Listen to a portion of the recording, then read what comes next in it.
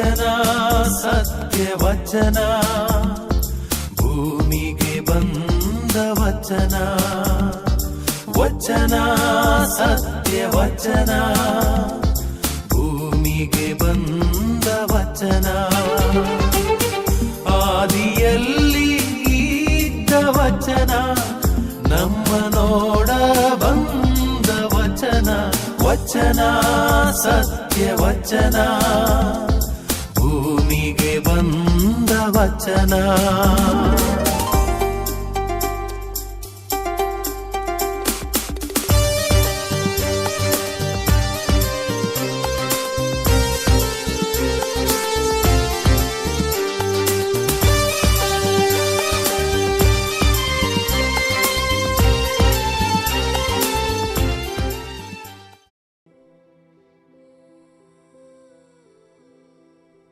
ಪಿತನ ಸುತನ ಮತ್ತು ಪವಿತ್ರ ಆತ್ಮನ ನಾಮದಲ್ಲಿ ಆಮೆನ್. ಪ್ರಿಯ ಸಹೋದರ ಸಹೋದರಿಯರೇ, ದೇವರ ವಾಕ್ಯವನ್ನು ಆಲಿಸುವ ಈ ವಚನಾಮೃತ ಕಾರ್ಯಕ್ರಮಕ್ಕೆ ನಿಮಗೆಲ್ಲರಿಗೂ ಪ್ರೀತಿಯ ಸ್ವಾಗತ. ದೇವರ ವಾಕ್ಯವನ್ನು ಇವತ್ತು ನಾವೆಲ್ಲರೂ ಧ್ಯಾನಿಸೋಣ. ನಾವು ಮಾನವರು ದೇವರ ಸೃಷ್ಟಿ. ಈ ಲೋಕದಲ್ಲಿ ನಾವು ಮಾನವರು ನಮ್ಮದೇನು ಎಂದು ಹೇಳುವಂಥದ್ದು ಏನೂ ಇಲ್ಲ. ಆದರೆ ನಮ್ಮ ಜೀವನವೇನು, ನಾವಾದರೇನು ಎಲ್ಲವೂ ಆ ದೇವರ ಕೊಡುಗೆ. ಆದ್ದರಿಂದ ಇದನ್ನು ತಿಳಿದುಕೊಂಡು ನಾವು ದೇವರಲ್ಲಿ ವಿನಮ್ರರಾಗಿ ಜೀವಿಸಬೇಕಾದದ್ದು ಬಹಳ ಮುಖ್ಯ. ಅದಕ್ಕಾಗಿ ದೇವರ ವಾಕ್ಯವನ್ನು ನಾವೆಲ್ಲರೂ ಧ್ಯಾನಿಸೋಣ. ಇವತ್ತಿನ ದೇವರ ವಾಕ್ಯ ಸಿರಾಕನ ಗ್ರಂಥದಿಂದ ಆರಿಸಲಾಗಿದೆ. ಅಧ್ಯಾಯ 18 ವಾಕ್ಯ 8ರಿಂದ 14ರವರೆಗೆ ನಾವೆಲ್ಲರೂ ಧ್ಯಾನಿಸೋಣ. ಮನುಷ್ಯನು ಎಷ್ಟು ಮಾತ್ರದವ, ಅವನಿಂದ ಏನು ಪ್ರಯೋಜನ, ಅವನಿಗೆ ಯಾವುದು ಹಿತ ಯಾವುದು ಅಹಿತ. ಮನುಷ್ಯನ ಆಯುಷ್ಕಾಲ ಹೆಚ್ಚೆಂದರೆ 100 ವರ್ಷ. ಆ ವರ್ಷಗಳು ಕೆಲವೇ ನಿತ್ಯ ಕಾಲದ ಮುಂದೆ ಸಮುದ್ರ ನೀರ ಹನಿಯಂತೆ, ಉಸುಬಿನ ಕಣದಂತೆ. ಈ ಕಾರಣ ದೇವರು ದೀರ್ಘಶಾಂತರು ನರರ ಬಗ್ಗೆ ತಮ್ಮ ಕೃಪೆಯನ್ನು ಸುರಿಸಿದರು ಅವರ ಮೇಲೆ. ಮನುಷ್ಯನ ಅಂತ್ಯವು ಕೆಟ್ಟದ್ದೇ ಎಂಬುದನ್ನು ಮನಗಂಡರು. ಆದುದರಿಂದ ತಮ್ಮ ಕ್ಷಮಾದಾನವನ್ನು ಹೆಚ್ಚಿಸಿದರು. ಮನುಷ್ಯನ ದಯಾರಸ ನೆರೆಯವರಿಗೆ ಮಾತ್ರ ಹರಿಯುವುದು. ದೇವರ ದಯೆಯೋ ಸಕಲ ಮನುಷ್ಯರ ಮೇಲೂ ಇರುವುದು. ಕುರುಬನು ಕುರಿ ಹಿಂಡನು ಸಲಹುವಂತೆ ಆತ ಮಾಡುತ್ತಾನೆ. ಗದರಿಸಿ ಎಚ್ಚರಿಸಿ ಬುದ್ಧಿ ಹೇಳಿ ಸನ್ಮಾರ್ಗಕ್ಕೆ ತಿರುಗಿಸುತ್ತಾನೆ. ಆತ ದಯೆ ತೋರಿಸುವನು ತನ್ನ ಎಚ್ಚರಿಕೆಯ ಮಾತನ್ನು ಗಮನಿಸುವವರಿಗೆ.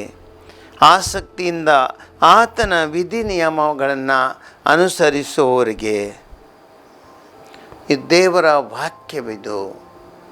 ಸಹೋದರ ಸಹೋದರರೇ, ಈ ವಾಕ್ಯವನ್ನು ನಾವೆಲ್ಲರೂ ಧ್ಯಾನಿಸೋಣ. ಮನುಷ್ಯನು ಎಷ್ಟು ಮಾತ್ರದವ, ಅವನಿಂದ ಏನು ಪ್ರಯೋಜನ. ಒಂದು ಗಳಿಗೆ ನಾವೆಲ್ಲರೂ ಯೋಚಿಸೋಣ. ನೀರಿನ ಮೇಲಿನ ಗುಳ್ಳೆನ ನಾವು ಕಂಡಿದ್ದೀವಿ. ಈ ನೀರು ಹರಿಯುವಾಗ ಆ ಗುಳ್ಳೆಗಳು ಮೇಲೆ ಬರುತ್ತವೆ. ಆದರೆ ಈ ಗುಳ್ಳೆಗಳು ಎಷ್ಟು ಕಾಲ ಬಾಳುತ್ತವೆ? ಅದು ಅತಿ ದೀರ್ಘಕಾಲ ಬಾಳುವುದಿಲ್ಲ.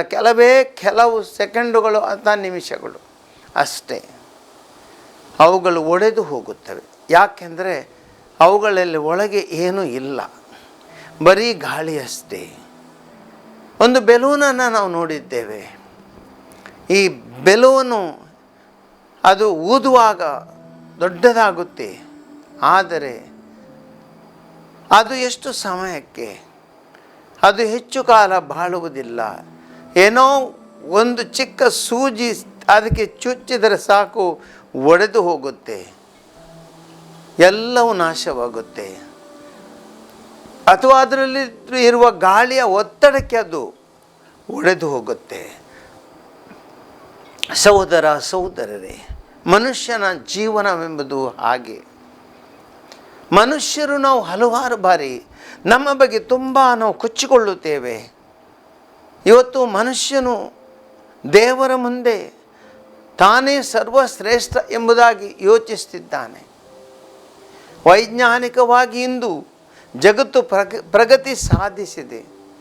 ಇವತ್ತು ಮನುಷ್ಯನು ರೋಬೋಟ್ಗಳನ್ನು ಸೃಷ್ಟಿಸುತ್ತಾನೆ, ಯಂತ್ರ ಮಾನವರು. ಆದರೆ ಈ ಯಂತ್ರ ಮಾನವರು ಎಷ್ಟೇ ಕೆಲಸಗಳನ್ನು ಮಾಡಿದರೂ ಸ್ವಂತಿಕೆ ಖಂಡಿತ ಈ ಯಂತ್ರ ಮಾನವನಲ್ಲಿ ಇಲ್ಲ. ಅವೆಲ್ಲವುಗಳಿಗೂ ಬೇಕು, ಮಾನವನು ರೂಪಿಸಿದಂಥ ರೀತಿಯಲ್ಲಿ ಅದು ನಡೆದುಕೊಳ್ಳುತ್ತದೆ. ಅದಕ್ಕೆ ಸ್ವಂತಿಕೆ ಎಂಬುದು ಇಲ್ಲ. ಇಂಥ ರೋಬೋಟ್ಗಳನ್ನು ಸೃಷ್ಟಿಸಿದ ಮಾನವನು ಯೋಚಿಸ್ಬೋದು, ನಾನು ಎಲ್ಲವನ್ನು ಸೃಷ್ಟಿ ಮಾಡಬಲ್ಲೆನು.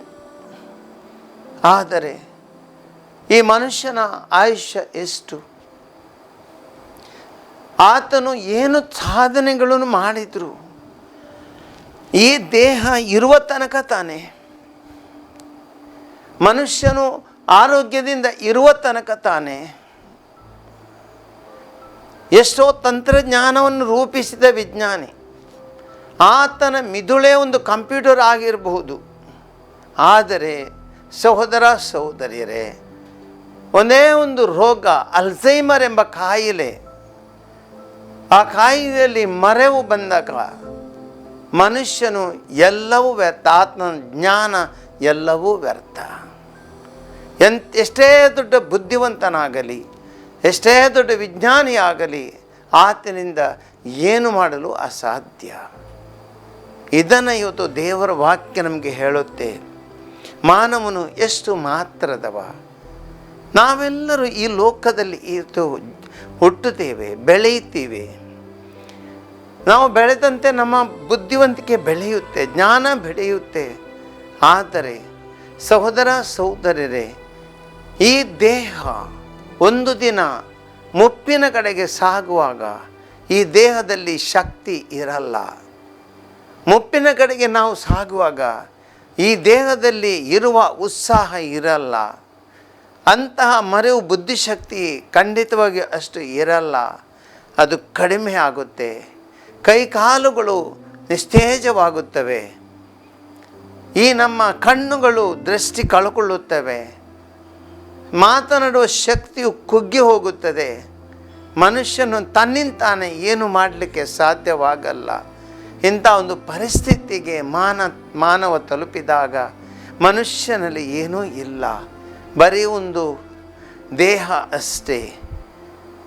ಅದು ಪ್ರಯೋಜನಕ್ಕೆ ಬಾರದ ಸ್ಥಿತಿಯಲ್ಲಿರುವ ದೇಹ. ಇದು ಮನುಷ್ಯನ ವಾಸ್ತುಸ್ಥಿತಿ. ವಾಸ್ತವಿಕತೆಯನ್ನು ಅರಿತುಕೊಳ್ಬೇಕು.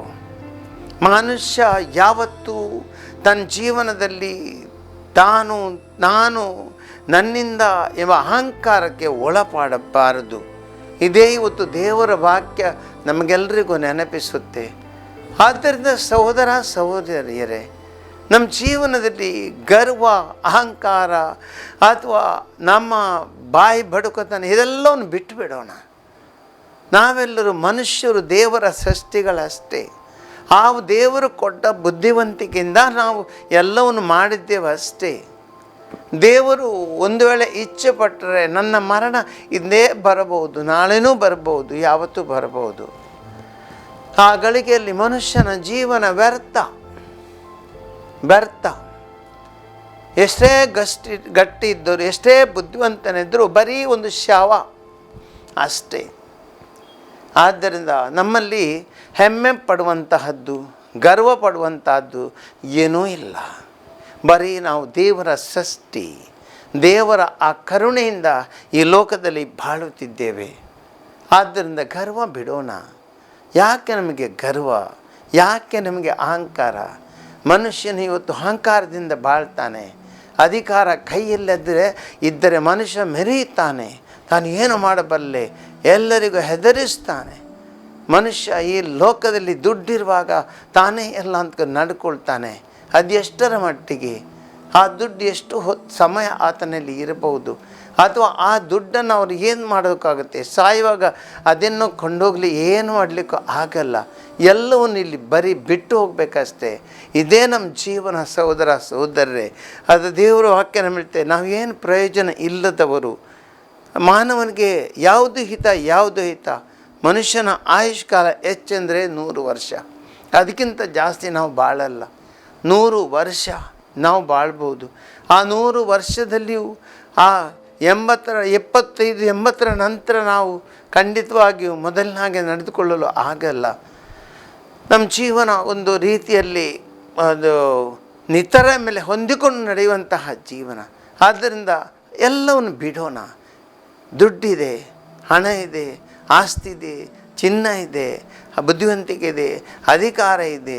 ಅದನ್ನು ಈ ಹೆಮ್ಮೆ ಪಟ್ಟು ಗರ್ವಪಟ್ಟು ನಾವು ಜೀವಿಸಿ ಇತರರಿಗೆ ನಾವು ಇದನ್ನು ನಾವು ಅವಮಾನ ಮಾಡಿಕೊಂಡು ನಾವು ಅವರ ಮೇಲೆ ಅಧಿಕಾರ ಚಲಾಯಿಸಿಕೊಂಡು ನಡೆದರೆ ಒಂದು ದಿನ ನಾವು ಪರಿತಪಿಸುವಂಥ ದಿನ ಬರುತ್ತೆ. ಆದ್ದರಿಂದ ವಿನಮ್ರತೆಯಿಂದ ಬಾಳೋಣ.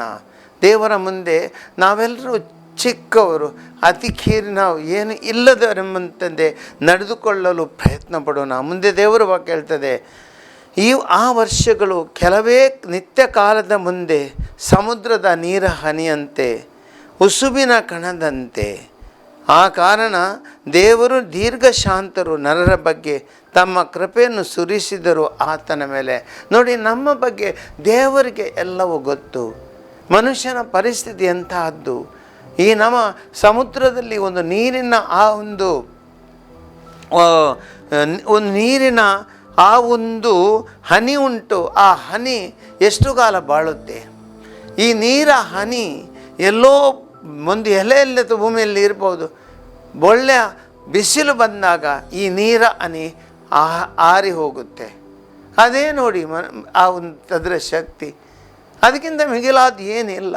ಮನುಷ್ಯನು ಅದೇ. ಈ ಲೋಕದ ಕಷ್ಟಗಳು ಬರುವಾಗ, ಈ ಲೋಕದ ಪರಿಶೋಧನೆಗಳಿಗೆ ಮನುಷ್ಯನು ಒಳಪಟ್ಟಾಗ, ಈ ಲೋಕದ ಶಕ್ತಿಗಳು ಆತನ ಮೇಲೆ ಒಂದು ರೀತಿಯಲ್ಲಿ ಆತನ ಮೇಲೆ ಒಂದು ಯುದ್ಧ ಸಾರುವಾಗ ಆ ಮನುಷ್ಯ ಸೋತು ಬಿಡ್ತಾನೆ. ಯಾಕೆಂದರೆ ಇವುಗಳಿಗೆ ಮುಂದೆ ನಿಲ್ಲಲು ಆತನಿಗೆ ಸಾಧ್ಯವಿಲ್ಲ. ಅಷ್ಟು ಮನುಷ್ಯ ಒಂದು ರೀತಿಯಲ್ಲಿ ಆತನು ಅಶಕ್ತನು. ಆದ್ದರಿಂದ ಸಹೋದರ ಸಹೋದರರೇ, ಮನುಷ್ಯನ ಅಶಕ್ತತೆಯನ್ನು ನಾವು ತಿಳಿದುಕೊಳ್ಳೋಣ. ನಾವು ಮನುಷ್ಯರಲ್ಲಿ ಏನು ನಮ್ಮದೆಂಬುದು ಇಲ್ಲ. ಆದ್ದರಿಂದ ದೇವರು ಇದನ್ನೆಲ್ಲ ಅರಿತು ನಮ್ಮಲ್ಲಿ ಕೃಪಾಪೂರಿತರಾಗಿದ್ದಾರೆ. ಅವರು ತಮ್ಮ ಕೃಪೆಯನ್ನು ಮನುಷ್ಯನ ಮೇಲೆ ಸುರಿಸುತ್ತಾರೆ. ಯಾಕೆಂದರೆ ಅವರಿಗೆ ಗೊತ್ತು, ನಾವು ಮನುಷ್ಯರು ಅಲ್ಪರು. ನಾವು ಇವತ್ತು ಒಳ್ಳೆಯದನ್ನು ಮಾಡ್ತೀವಿ, ನಾಳೆ ನಾವು ತಪ್ಪಿ ಬೀಳ್ತೇವೆ. ಇವತ್ತು ಒಳ್ಳೆಯ ಮನುಷ್ಯರಾಗಿ ನಡ್ಕೊಳ್ತೀವಿ, ನಾಳೆ ನಾವು ಪಾಪಕ್ಕೆ ಒಳಪಡ್ತೀವಿ. ಇಂಥ ಒಂದು ಪರಿಸ್ಥಿತಿಯಲ್ಲಿ ನಾವು ಇದ್ದೇವೆ. ಅದೆಷ್ಟೋ ಘಟನೆಗಳನ್ನು ಬೈಬಲ್ನಲ್ಲಿ ನಾವು ನೋಡಿದ್ದೇವೆ ಅಥವಾ ಸಮಾಜದಲ್ಲಿ ನೋಡಿದ್ದೇವೆ. ದಾವೀದರಸನು ದೇವರಿಂದ ಅಭಿಷೇಕಿಸಲ್ಪಟ್ಟ ರಾಜನು. ಆದರೆ ಈ ದಾವೀದರಸನು ಏನು ಮಾಡಿದ್ದ? ತಪ್ಪು ಮಾಡಿದ್ದ, ಮೋಹಕ್ಕೆ ಒಳಪಟ್ಟ. ಉರಿಯನ ಹೆಂಡತಿ ಬೆತ್ಷೆಬ ಅವಳನ್ನು ತನ್ನ ಹೆಂಡತಿಯನ್ನಾಗಿಸಿಕೊಂಡ, ಆತನನ್ನು ಕೊಂದು ಇಂಥ ಒಂದು ಪಾಪಕ್ಕೆ ಒಳಪಡುತ್ತಾರೆ. ಅಭಿಷಿಕ್ತನಾದ ಒಬ್ಬ ದೊರೆ ಇಂಥ ಒಂದು ಪರಿಸ್ಥಿತಿಗೆ ಒಳಪಟ್ಟಾಗ ಏನಾಗುತ್ತೆ? ಅದೇ ರೀತಿ ನಾವು ಅನೇಕ ಘಟನೆಗಳನ್ನು ಬೈಬಲ್ನಲ್ಲಿ ನೋಡ್ತೇವೆ. ಅದು ಜೀವನದಲ್ಲಿ ದೇವರಿಂದ ಅಭಿಷೇಕಿಸಲ್ಪಟ್ಟವರು ಯಾರು ದೇವರಲ್ಲಿ ತುಂಬ ಶಕ್ತಿಯುತವುಳ್ಳವರೇ ಅಂದ್ಕೊಳ್ತೀವಿ, ಅವರೇ ತಪ್ಪಿ ಬಿದ್ದು ಜೀವನದಲ್ಲಿ ಅವರು ದಾರಿ ತಪ್ಪುತ್ತಾರೆ. ಅದಕ್ಕೆ ದೇವರಿಗೆ ಗೊತ್ತು. ಅದಕ್ಕೆ ದೇವರು ಅವರಿಗೆ ಕ್ಷಮೆಯನ್ನು ನೀಡುತ್ತಾರೆ. ದೇವರು ಆತ ಮೇಲೆ ಕೃಪೆಯನ್ನು ಸುರಿಸ್ತಾರೆ, ಪ್ರೀತಿಯನ್ನು ಸುರಿಸ್ತಾರೆ. ಮನುಷ್ಯನ ಅಂತ್ಯವು ಕೆಟ್ಟದೇ ಎಂಬುದನ್ನು ದೇವರು ಮನಗಂಡರು. ಆದ್ದರಿಂದ ತನ್ನ ಕ್ಷಮಾದಾನವನ್ನು ಹೆಚ್ಚಿಸಿದರು. ಮನುಷ್ಯ ಎಷ್ಟೇ ಒಳ್ಳೆಯವನಾದರೂ ಆತನು ಮಾಡುವ ತಪ್ಪುಗಳು ಒಂದಲ್ಲ ಎರಡಲ್ಲ. ತಪ್ಪುಗಳ ಮೇಲೆ ತಪ್ಪುಗಳನ್ನು ಮನುಷ್ಯ ಮಾಡ್ತಾನೆ, ಪಾಪಗಳ ಮೇಲೆ ಪಾಪ ಮನುಷ್ಯನ ಮಾಡ್ತಾನೆ. ಆದರೆ ಕರುಣಾಮಯ ದೇವರು ಏನು ಮಾಡ್ತಾರೆ? ಈ ಎಲ್ಲವನ್ನು ಇದಕ್ಕೆಲ್ಲಕ್ಕೂ ಮಿಗಿಲಾದ ಆ ಪ್ರೀತಿಯನ್ನು ಮನುಷ್ಯನನ್ನು ತೋರಿಸಿ ಮನುಷ್ಯನನ್ನು ಕ್ಷಮಿಸಿ ಬಿಡುತ್ತಾನೆ. ಇದುವೇ ದೇವರ ಪ್ರೀತಿ. ಬೈಬಲ್ನಲ್ಲಿ ನೋಡಿದ್ದೇವೆ ನಾವು. ಹೊಸ ಒಡಂಬಡಿಕೆಯಲ್ಲಿ ದುಂದುಗಾರ ಮಗ ಯಾವ ರೀತಿಯಲ್ಲಿ ಎಷ್ಟು ದೊಡ್ಡ ತಪ್ಪು ಮಾಡ್ತಾನೆ. ತಂದೆ ಕೊಟ್ಟ ಆಸ್ತಿಯ ಪಾಲನ್ನು ಹೋಗಿ ಎಲ್ಲವನ್ನು ಹಾಳು ಮಾಡುತ್ತಾನೆ. ಆದರೆ ಕೊನೆಗೆ ಎಲ್ಲದರಲ್ಲಿ ಸೋತು ಹೋಗಿ ಎಲ್ಲವನ್ನು ಕಳ್ಕೊಂಡು ಬರೀ ಒಂದು ಭಿಕ್ಷುಕನ ರೂಪದಲ್ಲಿ ಮನೆಗೆ ಬರುತ್ತಾನೆ. ಆದರೆ ಆ ತಂದೆ ಏನು ಮಾಡ್ತಾರೆ? ಆತನನ್ನು ಶಿಕ್ಷಿಸಲ್ಲ, ಆತನ ಪಾಪಗಳನ್ನು ಕ್ಷಮಿಸ್ತಾರೆ, ಅಪ್ಪಿಕೊಳ್ಳುತ್ತಾರೆ. ಅದು ದೇವರ ಪ್ರೀತಿ. ಸಮಾರ್ಯದ ಮಹಿಳೆಯು ಆ ಬಾವಿ ಬಳಿಗೆ ಬಂದು ಯೇಸುವಿನಲ್ಲಿ ಚರ್ಚೆ ಮಾಡುತ್ತಾಳೆ. ತಾನು ಪಾಪಕ್ಕೆ ಒಳಪಟ್ಟಿನಿಂದ ಒಪ್ಪಿಕೊಳ್ಳಲು ಸಿದ್ಧಳಿಲ್ಲ. ಆದರೆ ಯೇಸು ಒಬ್ಬ ಪ್ರವಾದಿ, ದೇವರ ಮಗನೆಂದು ತಿಳಿದುಕೊಂಡವಳು ಕೂಡಲೇ ಎಲ್ಲವನ್ನು ಬಿಟ್ಟು ಪಾಪಕ್ಕೆ ಪಶ್ಚಾತ್ತಾಪಡುತ್ತಾಳೆ. ಈ ಸಂದರ್ಭದಲ್ಲಿ ಯೇಸು ಕ್ರಿಸ್ತರು ಅವಳನ್ನು ಕ್ಷಮಿಸ್ತಾರೆ. ಅದೆಷ್ಟೋ ಘಟನೆಗಳನ್ನು ನಾವು ನೋಡ್ತೇವೆ. ದೇವರು ಮನುಷ್ಯನಿಗೆ ಕ್ಷಮಾದಾನವನ್ನು ನೀಡುತ್ತಾರೆ. ಯಾಕೆಂದರೆ ಮನುಷ್ಯನು ಅಷ್ಟು ಅಲ್ಪನು, ಮನುಷ್ಯನ ಅಶಕ್ತತೆ ದೇವರ ಮುಂದೆ ತುಂಬ. ಆದ್ದರಿಂದ ದೇವರು ಮನುಷ್ಯನಲ್ಲಿ ದಯೆಯನ್ನು ತೋರಿಸ್ತಾರೆ. ಮುಂದೆ ದೇವರು ವಾಕ್ಯ, ಮನುಷ್ಯನ ದಯಾರಸ ನೆರೆಯವರಿಗೆ ಮಾತ್ರ ಹರಿಯುವುದು, ದೇವರ ದಯೆಯು ಸಕಲ ಮನುಷ್ಯರ ಮೇಲೆ ಇರುವುದು. ಮನುಷ್ಯನು ಒಂದು ರೀತಿಯಲ್ಲಿ ನಾವು ನೋಡಿ ನಾವು ದಯೆಯನ್ನು ತೋರಿಸ್ತೇವೆ. ನಮ್ಮ ನೆರೆಯವರು, ನಮ್ಮ ಮನೆಯಲ್ಲಿ, ಕುಟುಂಬದಲ್ಲಿ ಅನೇಕರಿದ್ದಾರೆ ತಪ್ಪುಗಳನ್ನು ಮಾಡುವವರು. ನಾವೇನು ಮಾಡ್ತೀವಿ? ನಾವು ಅಷ್ಟೊಂದು ವಿಶಾಲ ಹೃದಯದಿಂದ ಕ್ಷಮಿಸಲ್ಲ. ನಮಗೆ ಅಹಮ್ಮಿದೆ, ನಮ್ಮ ಬಗ್ಗೆ ನಾವು ಯೋಚಿಸ್ತೀವಿ. ಯಾಕೆ ಕ್ಷಮಿಸಬೇಕು? ಅವನು ತನ್ನ ಕಾಲ ಬಿಡಕ್ಕೆ ಬರಲಿ, ಕ್ಷಮೆ ಕೇಳಲಿ, ಇಂಥ ಒಂದು ರೀತಿಯಲ್ಲಿ ನಾವು ಮಾತನಾಡ್ತೇವೆ. ಆದರೆ ದೇವರೇನು ಮಾಡ್ತಾರೆ? ದೇವರು ಉದಾರವಾಗಿ ಕ್ಷಮಿಸ್ತಾರೆ. ಉದಾರವಾಗಿ ಅವರ ಕ್ಷಮೆ ಕೇವಲ ಕ್ಷಮೆ ಕೇಳಿದವರಿಗೆ ಮಾತ್ರವಲ್ಲ, ಅಥವಾ ನಮ್ಮ ನೆರೆಯವರಿದ್ದಾರೆ ಅವರಿಗೆ ಮಾತ್ರವಲ್ಲ, ಕುಟುಂಬದವರಿಗೆ ಮಾತ್ರವಲ್ಲ, ಸರ್ವರಿಗೂ. ಶಿಲುಬೆಯಲ್ಲಿ ಏನಾಯಿತು? ಯೇಸು ಕ್ರಿಸ್ತರು ಏನು ಹೇಳಿದರು? ತಂದೆಯೇ ಇವರನ್ನು ಕ್ಷಮಿಸು, ತಂದೆ ಇವರನ್ನು ಕ್ಷಮಿಸು, ಇವರೇನು ಮಾಡ್ತಾರೆ ಅವರೇ ಬಲ್ಲರು, ಅವರಿಗೆ ಗೊತ್ತಿಲ್ಲ, ಅವರನ್ನು ಕ್ಷಮಿಸಿ. ಎಂಥ ಪರಿಸ್ಥಿತಿ ನೋಡಿ, ತಾನು ಕಷ್ಟದಲ್ಲಿದ್ದೇನೆ, ಇವರು ಆ ಶಿಲುಬೆ ಕೆಳಗೆ ನನಗೆ ಹೀಯಾಳಿಸುತ್ತಾರೆ. ಇಂಥ ಸಂದರ್ಭದಲ್ಲಿ ಯೇಸು ಕ್ರಿಸ್ತರು ಹೇಳ್ತಾರೆ, ತಂದೆ ಅವರನ್ನು ಕ್ಷಮಿಸಿ. ಅದು ದೇವರ ಹೃದಯ. ಮತ್ತಾಯನ ಸ್ವಾರ್ಥೆಯಲ್ಲಿ ದೇವರ ವಾಕ್ಯ ಹೇಳುತ್ತೆ, ದೇವರು ಮಳೆಯನ್ನು ಪಾಪಿಗಳ ಮೇಲೂ ಸುರಿಸ್ತಾನೆ, ಒಳ್ಳೆಯವರ ಮೇಲೂ ಸುರಿಸ್ತಾನೆ. ಸೂರ್ಯನ ಬೆಳಕು ಒಳ್ಳೆಯವರ ಮೇಲೂ ಬೀಳುತ್ತೆ, ಕೆಟ್ಟವರ ಮೇಲೂ ಬೀಳುತ್ತೆ. ಅವರಿಗೆ ಭೇದ ಭಾವ ಇಲ್ಲ. ಯಾರವನು ಪಾಪಿ, ಯಾರವನು ಸಂತ, ಇದೆಲ್ಲ ದೇವರಿಗಿಲ್ಲ. ಸರ್ವರಿಗೂ ದೇವರು ಒಂದೇ ರೀತಿಯಲ್ಲಿ ಅವರು ನಡ್ಕೊಳ್ತಾರೆ. ಇದು ದೇವರ ಪ್ರೀತಿ, ಇದು ದೇವರ ಪ್ರೀತಿ. ಆದ್ದರಿಂದ ದೇವರಲ್ಲಿ ಕ್ಷಮೆ ಇದೆ, ದೇವರು ಕ್ಷಮಿಸುವ ದೇವರು.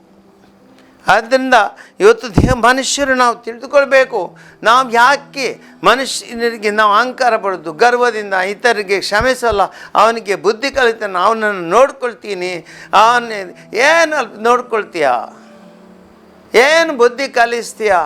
ಬುದ್ಧಿ ನೀನು ಕಲಿಬೇಕಷ್ಟೇ. ಈ ನಿನ್ನ ದೇಹದಲ್ಲಿರುವ ಜೀವ ಹೋಗ್ಬಿಟ್ರೆ ಯಾರಿಗೆ ಬುದ್ಧಿ ಕಲಿಸ್ತೀಯ? ಶವ ಪೆಟ್ಟಿಗೆಯಲ್ಲಿ ಮಲಗಿತಾದ ನೀನು ಯಾರಿಗೆ ಬುದ್ಧಿ ಕಲಿಸ್ತೀಯ? ಯಾರ ಮೇಲೆ ನೀನು ಆಕ್ರಮಣ ನಡೆಸ್ತೀಯ? ಅಂಗಾತ ಮಲಗಿದವ ಶವಪೆಟ್ಟಿಗೆಯಲ್ಲಿ ಯಾರ ಮೇಲೆ ಅಧಿಕಾರ ನಡೆಸ್ತೀಯ ನೀನು? ಅಲ್ಲಿ ನಿಂಗೇನು ಮಾಡಲಿಕ್ಕೂ ಅಸಾಧ್ಯ. ಬರೀ ದೇವರ ಕೃಪೆಯಿಂದ ನೀನು ಆ ಒಂದು ಶಾಶ್ವತ ಜೀವನವನ್ನು ಪಡೆಯಬೇಕಷ್ಟೇ, ಬೇರೇನಿಲ್ಲ. ಆದ್ದರಿಂದ ಅಹಂಕಾರ ಪಡಬೇಡ. ದೇವರು ಒಳ್ಳೆತನ ತೋರಿಸುವಂತೆ ಸರ್ವರಿಗೂ ಒಳ್ಳೆತನ ತೋರಿಸು. ದೇವರು ಎಲ್ಲರನ್ನ ಕ್ಷಮಿಸಿದಂತೆ ನೀನು ಎಲ್ಲರನ್ನ ಕ್ಷಮಿಸು. ದೇವರು ಸರ್ವರಿಗೂ ದಯೆಯನ್ನು ತೋರಿಸಿದಂತೆ ಎಲ್ಲರಿಗೂ ದಯೆಯನ್ನು ತೋರಿಸು. ಇದು ನಿನ್ನ ಕರ್ತವ್ಯ. ಆದ್ದರಿಂದ ವಾಕ್ಯ ಹೇಳುತ್ತೆ ಮುಂದೆ, ದೇವರು ಗದರಿ ಎಚ್ಚರಿಸಿ ಬುದ್ಧಿ ಹೇಳಿ ಸನ್ಮಾರ್ಗಕ್ಕೆ ಮನುಷ್ಯನನ್ನು ತಿರುಗಿಸ್ತಾರೆ. ದೇವರು ನಮಗೂ ಹಲವಾರು ರೀತಿಯಲ್ಲಿ ಆ ಸನ್ಮಾರ್ಗಕ್ಕೆ ನಡೆಸ್ತಾರೆ. ಅಗತ್ಯ ಬೀಳುವಾಗ ನಮಗೆ ಒಂದು ತಿದ್ದುಪಡಿಯನ್ನು ಕೊಡಬೇಕಾಗುತ್ತೆ, ಒಂದೊಂದು ಪೆಟ್ಟುಗಳನ್ನು ಕೊಡಬೇಕಾಗುತ್ತೆ. ಜೀವನದಲ್ಲಿ ಇದೇ ಕೆಲವು ಕಷ್ಟಗಳನ್ನು ಅನುಭವಿಸುವಾಗ ಜೀವನ ಏನೆಂಬುದು ನಮಗೆ ತಿಳಿಯುತ್ತೆ. ಎಷ್ಟೇ ಒಬ್ಬ ಶ್ರೀಮಂತನಾಗಲಿ, ಕೋಟಿಗಟ್ಟಲೆ ದುಡ್ಡಿರಲಿ, ಒಂದು ದಿನ ಆತನು ಅಂಗಾತ ಮಲಗುವಾಗ ಆ ಮಂಚದಲ್ಲಿ ರೋಗಿಯಾಗಿ ಇತರರು ಆತನನ್ನು ನೋಡ್ಕೊಳ್ಬೇಕಷ್ಟೇ. ಆತನಿಗೆ ಹೇಳಲು ಆಗೋದಿಲ್ಲ. ನಾವು ದೊಡ್ಡ ದೊಡ್ಡ ಮಾತನಾಡೋರು ನಮ್ಮ ಬಟ್ಟೆನೇ ಬದಲಾಯಿಸಲಿಕ್ಕೆ ಆಗದಂಥ ಪರಿಸ್ಥಿತಿಗೆ ನಾವು ಮುಟ್ತೀವಿ. ಎಂಥ ಪರಿಸ್ಥಿತಿ ನೋಡಿ.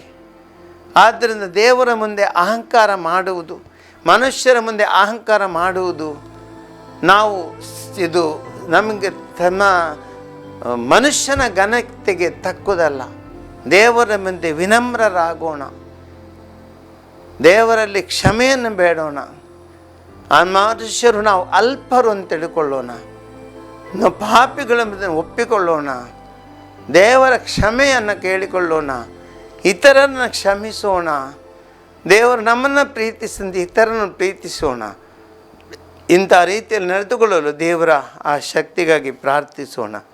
ದಯಾಮಯಿ ದೇವರೇ, ಮನುಷ್ಯರಾದ ನಾವು ನಮ್ಮ ಜೀವನದಲ್ಲಿ ಖಂಡಿತವಾಗಿ ನಮ್ಮದೇನು ಇಲ್ಲ. ಈ ಲೋಕದಲ್ಲಿ ನಮ್ಮ ಸ್ವಂತಿಕೆ ಎಂಬುದು ಏನಿಲ್ಲ.